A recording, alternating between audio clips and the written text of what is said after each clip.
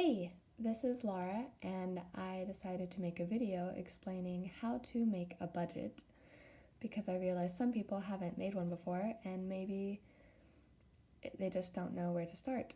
Oftentimes, it is the very first step that can seem the most intimidating, so I hope that this video helps simplify the process.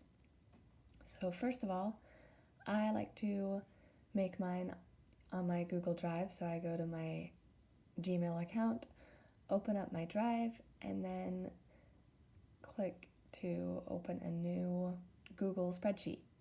I like to use either a Google spreadsheet or the Microsoft Excel, because I like the formulas that you can do in here as opposed to just a normal document or a piece of paper. So once you've got it open and you're ready, the first step is to make a comprehensive list of all of your expenses. I'm making this budget as an example for a small family because I realize that most of you probably have kids or at least a spouse. So this is maybe a family of 4 or so. And so you start by listing the big expenses like your rent, of course, and your food for the month. Then you go into your bills like phone, internet, insurance, utilities, school lunches. That's one for the kids. Maybe you don't have that. If you don't, hooray. Spotify. This one could actually be many things. It could be like that gym membership that you're subscribed to, or your Netflix account, or I don't know, maybe you make a small contribution to something every month like Wikipedia. Whatever it is, just make sure that you're including all of your spending on here so your budget can be as accurate as possible. So this is just kind of an example. And then you want to have money for incidentals and things like that.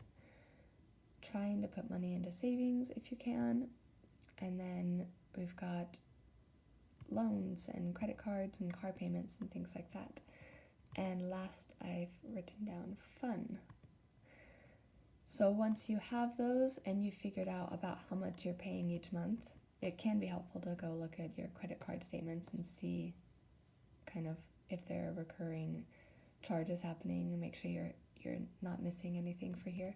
But once you're done with this, I like to go to the bottom here, this box that I put in the red for my kind of outgoing money, and you can add up all of these amounts in a formula. So what you do is you click here, you click enter, that shows that it's a formula, write sum, S-U-M, parentheses, and then the first cell you want to start at, and we want to do all of these, so the last one is going to be here, B19.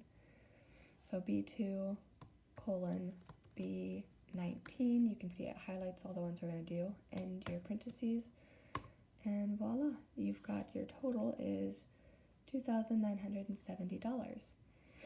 And the next thing I do is somewhere on here, I like to list my monthly income. I put this as an example of around $3,000 a month. Obviously, it'll vary for you. But now that you've got it in here, you can make it part of the formula. So then I've got for my remaining money for the month, you do the same thing. You take equal sign, and then sum. Oh no, this one you just do equal sign, take your monthly income, in this case it's G2, and subtract your total, which is B20 here. So you can I'm just clicking on the cells to put them in. So you can see the formula here, G2 minus B20. And there you go, we've got a whopping $30 left at the end of the month.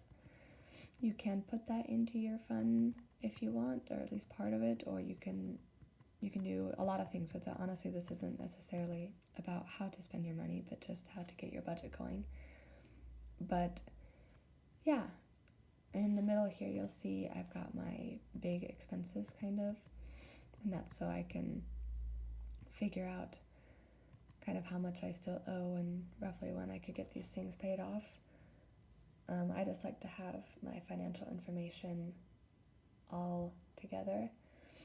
Like, for example, this isn't 100% accurate because I'm not using like an amortization calculator to figure this out, so it's not taking into account your interest payments. But say like I've got $1,900 for this credit card payment. Let's do the balance, and I'm going to divide it. So, I did equals, click on my credit card payment amount, divide it by how much I'm paying each month to my credit cards, which is here in B17, and that's 76 payments of doing the minimum. I would recommend not doing the minimum when you have a chance, because then you pay even more over time because of the interest. It's just wise to get it paid off as fast as you can. But at the same time, it is important still to make sure that you're enjoying life. So don't totally neglect your fun payment. Let's see if we do something like that. We'll put $20 towards fun. We've got $10 left over. Maybe at the end of the month you think $10, that's not a big deal.